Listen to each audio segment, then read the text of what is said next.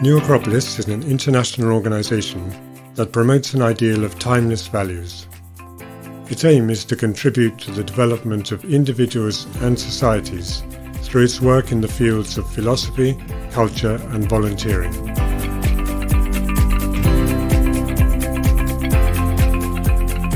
New Acropolis is present in over 50 countries across the 5 continents and has more than 400 centres worldwide. Its action in the world is based on 3 founding ideals.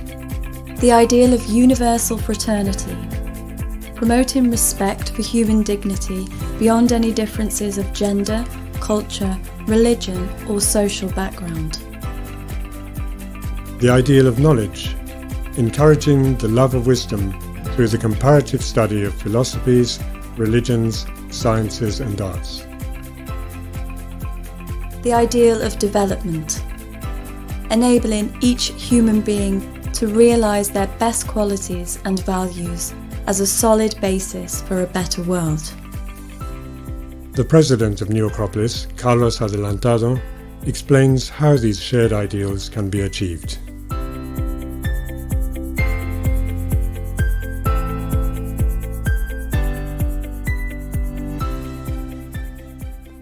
A nivel filosófico, la gran meta es reivindicar la importancia temporal del concepto de filosofía. Hoy es una palabra infravalorada y olvidada en el cajón de lo que resulta incluso un poco molesto.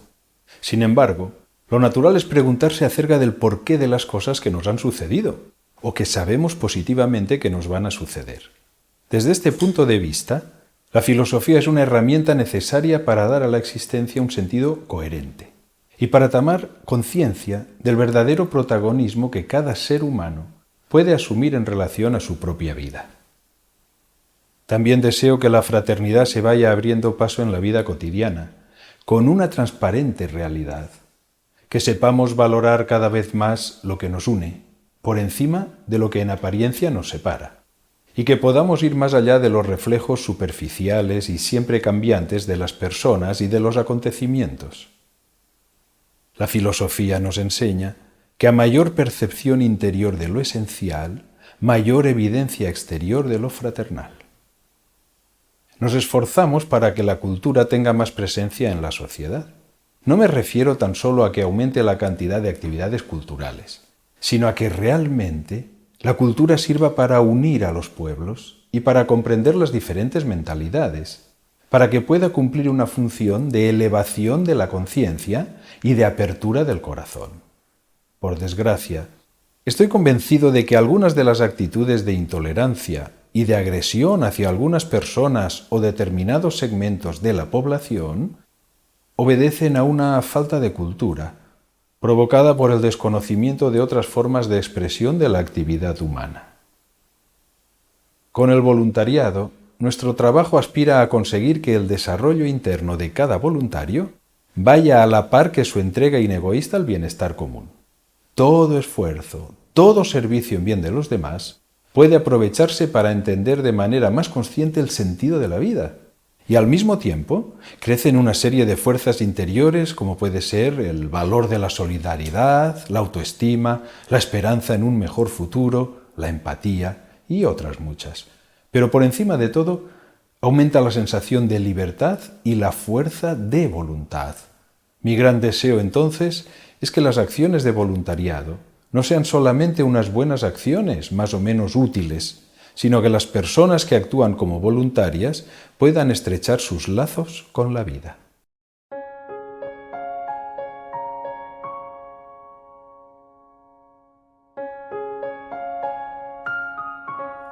A nivel personal estoy muy satisfecho, pues ha quedado demostrado que la aplicación de la filosofía ayuda a enfrentarse con los miedos y la incertidumbre. Ahora estamos comprobando que la gente que se acerca a nuestras sedes muestra un mayor interés y una auténtica preocupación por entender la vida y al ser humano. Es como si los espejos que reflejaban la realidad se hubieran roto y estallado en 1000 pedazos, y de pronto o no se ve nada o se percibe una realidad diferente. En cualquier caso, esto es un motor que impulsa a caminar hacia el conocimiento de uno mismo. hemos comprobado la utilidad de las nuevas tecnologías que nos han permitido proseguir con nuestra labor, a pesar de las dificultades. No obstante, también ha quedado claro que nada puede reemplazar la calidad del contacto personal. No en vano, la práctica de la filosofía siempre se dio en la antigüedad, en escuelas, en agrupaciones, donde el uso del diálogo como herramienta pedagógica era fundamental, y el reto de alcanzar una armónica convivencia era aceptado por todos.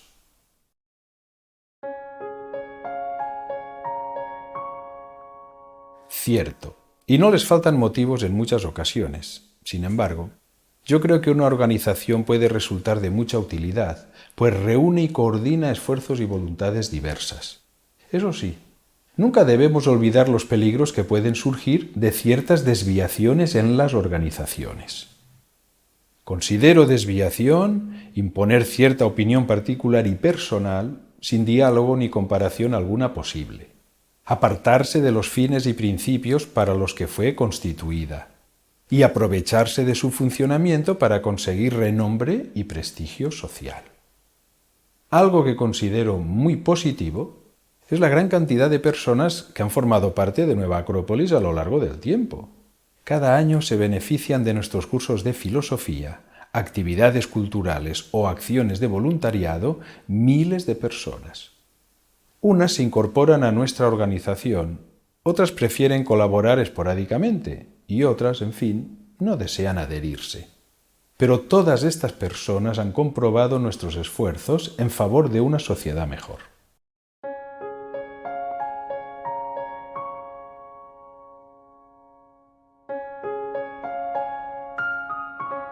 Que tienen todo el derecho de hacerlo, que están en su derecho. Dada la maravillosa diversidad y complejidad de la naturaleza humana, no se puede pretender ser querido y aceptado por todos. Está fuera de toda lógica. Yo creo, además, que la crítica puede ser muy constructiva si se consigue desligarla de la malicia y de la carga negativa que muchas veces arrastra. No hay que dramatizar con esto, porque es propio de los seres racionales el analizar, discutir, comparar razonamientos, someterlos a examen y, finalmente, elegir. Si se eliminara ese derecho a la crítica, estaríamos limitando la libertad humana y eliminando una parte importante de la filosofía, pues el pensamiento crítico de someter a análisis y consideración la misma vida, con todos sus condicionantes, es muy propio de los filósofos.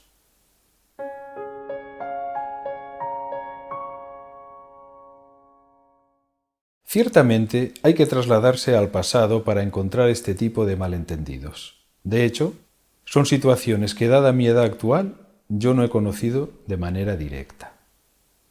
Pero, según mi parecer, ha sido un problema de falta de comprensión, tal vez provocado por la complejidad de esta escuela de filosofía a la manera clásica, que trata de aunar la teoría y la práctica en su plasmación, como ideal filosófico que aspira a mejorar el mundo y a los seres humanos, y que desde el principio se vio que era un movimiento capaz de extenderse a nivel internacional. Incluso muchos miembros de Nueva Acrópolis de esas primeras épocas, a los que hay que agradecer su esfuerzo y su dedicación, no entendieron muy bien las características profundas de Nueva Acrópolis. No entendieron que era algo que venía desde el más remoto pasado y que, por tanto, era algo totalmente nuevo y desligado de cualquier comparación con todo lo hasta entonces conocido en el siglo XX. Se cometieron errores, que se han corregido gradualmente. Y esta actitud de autocorrección es válida ahora y en todo momento futuro, pues el espíritu de autocrítica no puede desaparecer de la vida filosófica. A esto debemos sumarle que todo lo nuevo, cuando aparece, necesita un tiempo de adaptación al entorno y también necesita tiempo para mostrar a través de su desarrollo el verdadero potencial y las ventajas sociales que atesora. Lamentablemente, es inevitable que siempre existan en la sociedad personas que viven de críticas, detracciones y sensacionalismo. Pero de todas maneras, las reacciones ante nuestra propuesta filosófica no suponen nada nuevo para una escuela de filosofía de raíces profundas que podríamos denominar esotéricas. Es una constante que se ha repetido a lo largo de los siglos.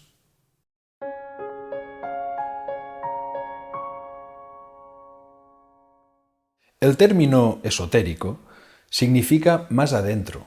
Se entiende, por tanto, aquello que está oculto, que es interior, siendo lo exotérico lo exterior. En Nueva Acrópolis entendemos por esotérico lo interno, el ser de las cosas, lo que se esconde a nuestra mirada, pero que es esencial. Todas las cosas y los seres vivos tienen una parte exterior, visible, y una parte interior que es su fundamento. Por ejemplo, un edificio tiene paredes, puertas, ventanas que están a la vista. Esto sería lo exotérico. Pero también tiene un armazón compuesto de pilares, vigas y forjado, que es su esqueleto, lo que lo sostiene, lo esotérico. Y esto no es visible en principio. En el universo vemos planetas, estrellas, galaxias. Son cuerpos hechos de materia más o menos sutil, son lo exotérico. El porqué de su existencia, la vida que anima a estos cuerpos, su finalidad, sería lo esotérico. Las personas realizamos actos cotidianamente que tienen una aparente razón práctica, pero detrás de nuestras actitudes exteriores están los verdaderos motores de nuestros actos. Estos motores, que son de orden metafísico, en el sentido de que van más allá de lo físico, conforman la parte esotérica de los seres humanos. Por eso hablamos en Nueva Acrópolis de filosofía de las causas, también conocida como filosofía natural o esotérica, porque nos interesa alcanzar a entender el porqué de las cosas, sus causas ocultas, que podemos percibir mediante la razón o la intuición, si conseguimos desarrollar una mayor sensibilidad y una mayor capacidad de relacionar e integrar los elementos que nos rodean.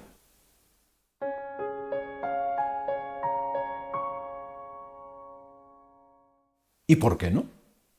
No podemos empeñarnos en negar el legado filosófico de lo que llamamos Oriente, de pueblos como el indio, el japonés, tibetano, chino y otros, sin olvidar el aporte de la filosofía de Occidente. El problema es que todavía existe mucho racismo latente, y no solo en el contexto físico. La vanidad y el racismo intelectual es mucho peor que el racismo físico, y todavía más lo es la soberbia y el racismo espiritual de creerse con la posesión exclusiva de la verdad.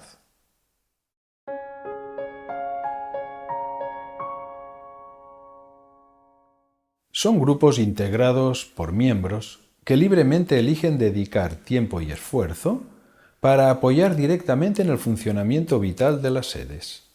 Son además niveles de vivencia, es decir, de experimentación interior y exterior con la puesta en práctica de conocimientos y ejercicios que pueden ayudar a avanzar por el camino de la filosofía como forma de vida, como nos recomiendan los clásicos de Oriente y Occidente.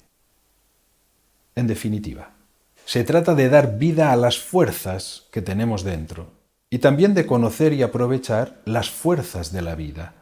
Estamos hablando de algo importante, y esto supone la existencia de ciertos requisitos en los componentes de estos grupos, como puede ser la honradez y el sentido común, por citar algunos.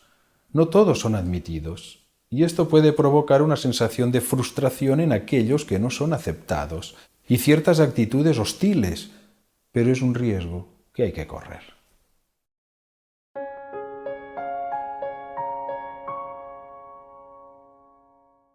Desde mi punto de vista, el mayor error sigue siendo confundir los medios con los fines. Un claro ejemplo es la economía. La economía debería ser considerada un medio útil y necesario para la creación y conservación de estructuras, pero jamás un fin en sí misma.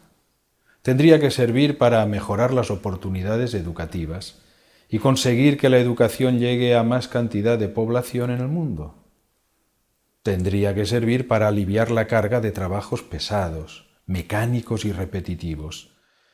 Tendría que servir para dotar de posibilidades de desarrollo a los seres humanos, pero en todos los ámbitos. El afán de poseer, de acumular bienes, tiene como consecuencia perjudicar a otros, fomentar excesivamente la competencia y la explotación de otras personas, con el fin de obtener mayores beneficios. Es nefasto desde la perspectiva humana y de proyección hacia un futuro mejor. En Nueva Acrópolis, por ejemplo, nos financiamos sobre todo con las cuotas mensuales que aportamos todos los socios, con la venta de nuestros libros, con pequeños talleres internos que cumplen funciones de autoabastecimiento, sobre todo. Son pequeñas cantidades que nos permiten mantener nuestros locales abiertos y acometer una serie de proyectos culturales y de voluntariado. A pesar de que la economía dirige y gobierna en este momento el rumbo de la humanidad, no pensamos que constituya la única fuerza de progreso para los pueblos y los individuos.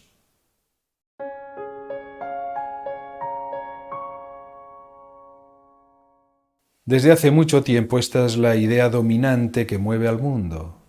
Y es la idea que ha acabado por imponerse en el campo de la política, de la ciencia, de la economía, de la educación y también, desafortunadamente, de la moral. Ha penetrado en el corazón de nuestros hogares y en el cerebro de la gente.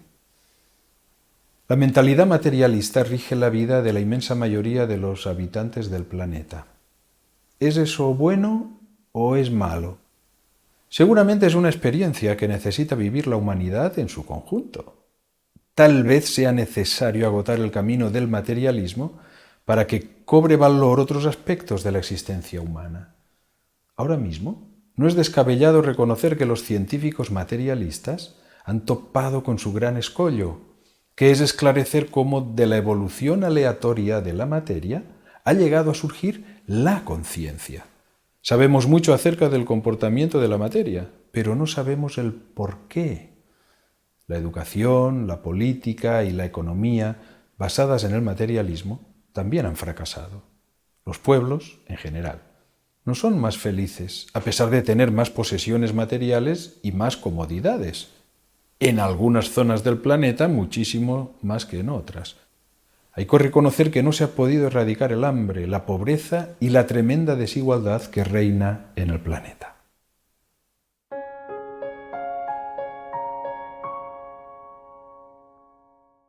La filosofía puede conjugarse con cualquier faceta propia del ser humano. Con el arte, en la capacidad de captación de lo bello, con la ciencia, en su afán de acercarse a lo verdadero, con la religión, en su expresión de lo bueno, y con la política en la necesidad de justicia. Precisamente, para regular la convivencia en sociedad, se necesita establecer de manera clara los derechos y deberes de los ciudadanos, y ahí entra el concepto de justicia. Ya desde la antigüedad, tanto Confucio como Platón, entre otros, se hicieron eco de esta búsqueda de lo justo, y el diálogo de Platón, La República, es tal vez el escrito más significativo. Lo demuestra el hecho de las frecuentes críticas que recibe y de los grandes elogios e innúmeras referencias que podemos encontrar en obras de autores posteriores, desde contemporáneos de Platón hasta nuestros días. Personalmente, no creo que la intención del filósofo ateniense fuera la de conseguir edificar una sociedad ideal formada por seres humanos perfectos, sino la de aportar reflexiones y posibles soluciones a los numerosos males de los distintos regímenes de las ciudades griegas de su época. De hecho, en las leyes, un diálogo posterior modifica algunos argumentos de la República.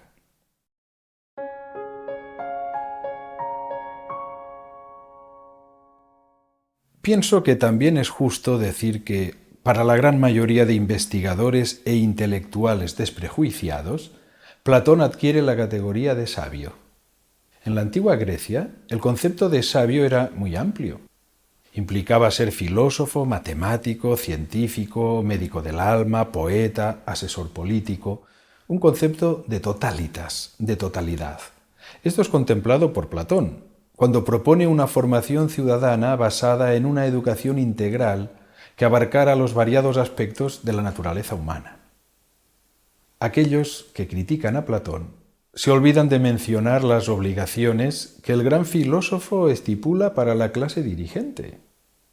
Ahora mismo, los consejos de Platón siguen siendo válidos, como por ejemplo que los gobernantes deben haber demostrado su amor por el bien común, mediante servicios voluntarios e inegoístas, y su gran amor por la virtud, mediante una vida privada ejemplar. No dispondrán de bienes propios, sino de uso, es decir, no pueden enriquecerse en el desempeño de su cargo. No utilizarán la demagogia para manipular al pueblo. Antes de ser nombrados, serán puestos a prueba para verificar su suficiente capacidad moral e intelectual. El ejercicio del poder debe entenderse como un sacrificio. Y todavía hay más requisitos. ¿Qué les exigimos nosotros a nuestros políticos gobernantes? ¿Qué criterios siguen los partidos para seleccionar a sus candidatos? Es una buena pregunta.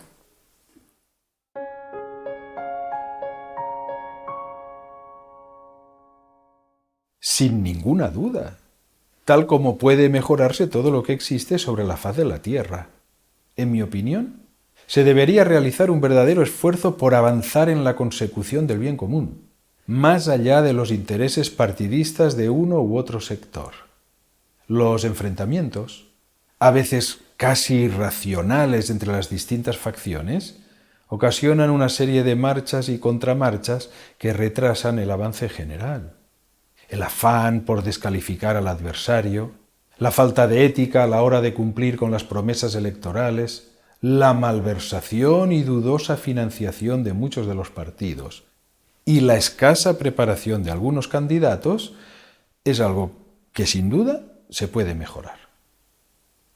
También hay que prestar mucha atención a la mejora de la educación, porque es el sistema que más necesita de ella, dado que el ciudadano puede elegir periódicamente en las urnas.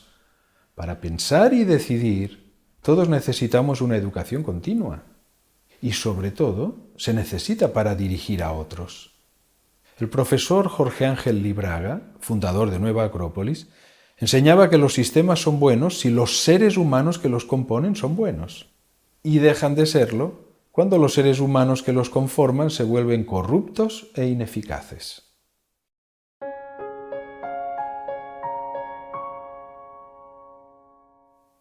Es la misma que han tenido todas las escuelas de filosofía a lo largo del tiempo, es decir, de absoluto respeto ante las diferentes formas religiosas, pero esas formas no pueden ser impuestas ni dogmáticas.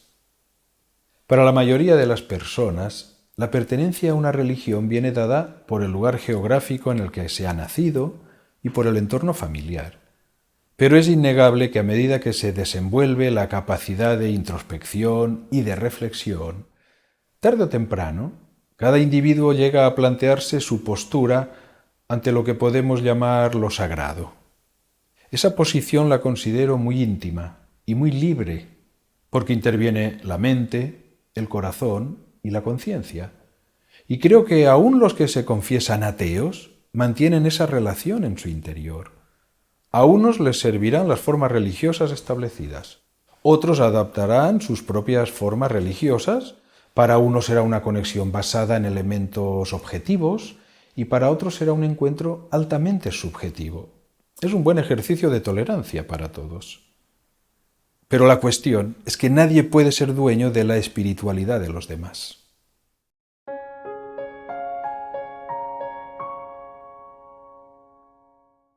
Es posible que forme parte de la conexión con ese mundo inteligible y superior del que hablaba Platón. Hay que tener en cuenta que la lógica y sus mecanismos tienen sus limitaciones, propias de un mundo lineal.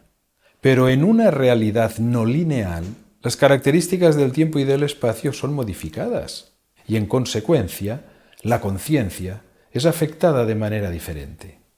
Hay un aumento y expansión de la conciencia, que repercute en una captación más profunda y sutil de la realidad. No me refiero al subconsciente ni al inconsciente, sino, si se me permite la expresión, al supraconsciente, una dimensión superior de la conciencia, donde cobra vida un conocimiento sin intervención de los sentidos y donde las experiencias actualizadas están bajo el completo dominio del individuo. Los símbolos nos ayudan a ejercitar las analogías que los relacionan con las ideas superiores.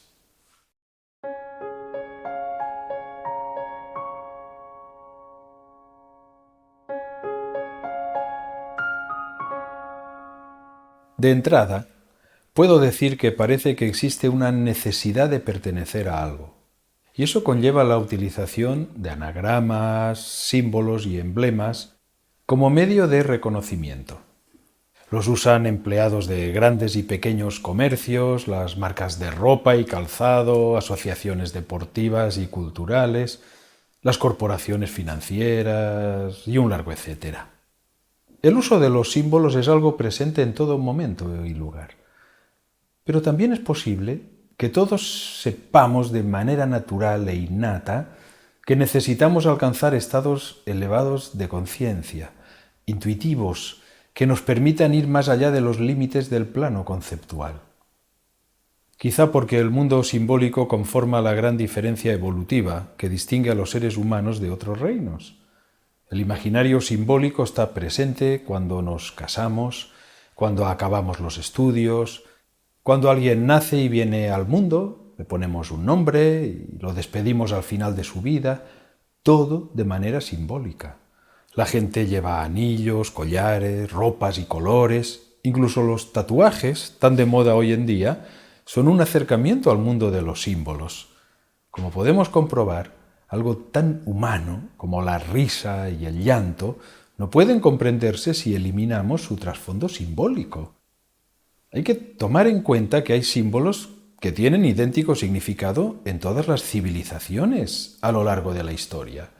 La mano abierta o cerrada, la rueda como construcción y como ciclicidad, el fuego en relación a la sabiduría, el águila como mensajero, el sol como señor del cielo. Como curiosidad, me llama la atención la buena acogida que tienen entre el público las series y películas en las que los guionistas emplean este lenguaje simbólico. También en Nueva Acrópolis usamos símbolos según la actividad que estamos realizando. Deportes, voluntariado, talleres artísticos, artes marciales y filosofía propiamente dicha. En nuestra escuela de filosofía dedicamos mucho tiempo a analizar los símbolos relacionados con lo sagrado en diferentes civilizaciones.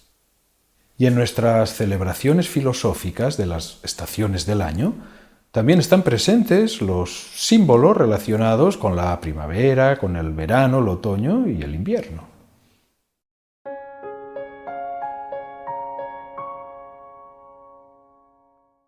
El primer consejo es que aprenda a hacerse preguntas. Si esa persona es capaz de hacerse preguntas y no encuentra la respuesta, tal vez no está buscando de manera eficaz ni en el lugar adecuado. Yo le diría que busque dentro de sí mismo y no afuera, porque hay respuestas que no pueden llegar desde el mundo externo. Que trate de percibir los valores que atesora en su interior y a medida que los vaya desarrollando encontrará, de manera natural, los puntos de conexión con la vida. Porque aquí hay otra cuestión, no menos importante. Si la vida tiene sentido, y vamos a suponer que lo tiene, ¿cómo podemos percibir ese sentido de la vida? ¿Con qué tipo de sentidos? Es obvio que necesitamos desarrollar algunas fuerzas latentes. Por ejemplo, el poder de percibir el sentido de la vida.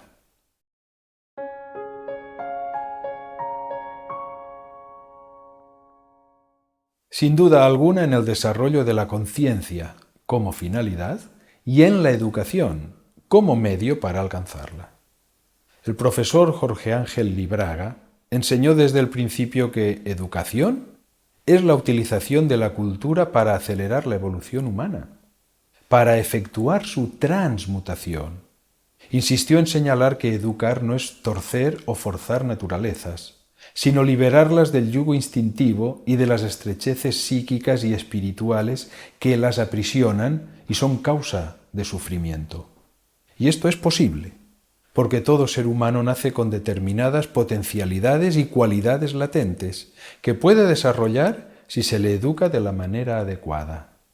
Decía el profesor Libraga, que la verdadera pedagogía consiste en informar sin engañar, instruir sin politizar y educar sin deformar, con el objetivo de conseguir un ciudadano consciente, feliz y útil, que sepa manejar las manos, el corazón y la mente. Y quizás también pueda actualizarse un elemento superior a lo estrictamente mental, como puede ser la imaginación y la intuición, para conocer el mundo donde viven los grandes ideales, las ideas arquetípicas, los más puros sueños.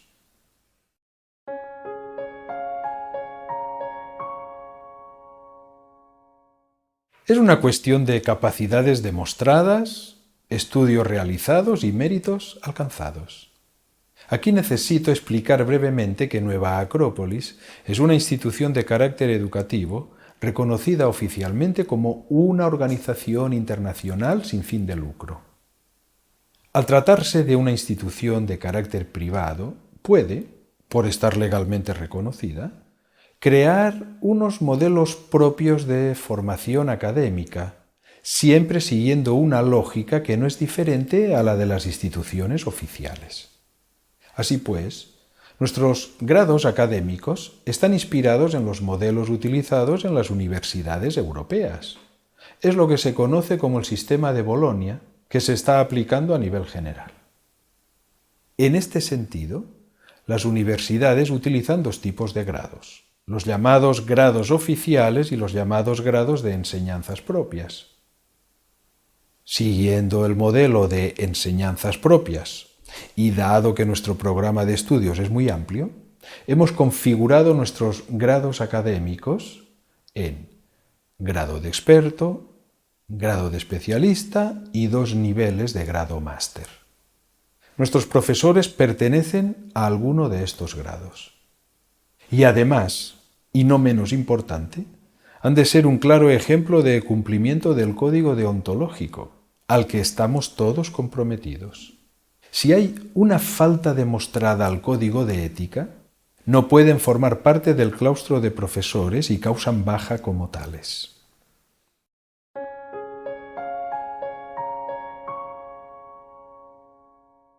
De todos los éxitos y logros que se han acumulado en los 65 años de vida de este ideal filosófico, voy a resaltar el haber conseguido que la convivencia y la fraternidad sea una realidad en miles de jóvenes de los 5 continentes, pues Nueva Acrópolis está conformada por mujeres y hombres de todas las razas, de diferentes culturas y creencias religiosas o de ninguna, de todas las condiciones sociales. Para nosotros, la categoría de ser humano está muy por encima de cualquier otra consideración sectaria. Nuestra labor proporciona conocimiento, con un enfoque ecléctico y no dogmático, y ha sido reconocida en varios países como de interés público. ¿Qué tenemos que lograr? Tenemos que encontrar la manera adecuada de ser correctamente comprendidos. Tenemos que conseguir que nuestra voz llegue a vibrar en muchos más corazones para que puedan encontrarnos todos aquellos que nos están buscando.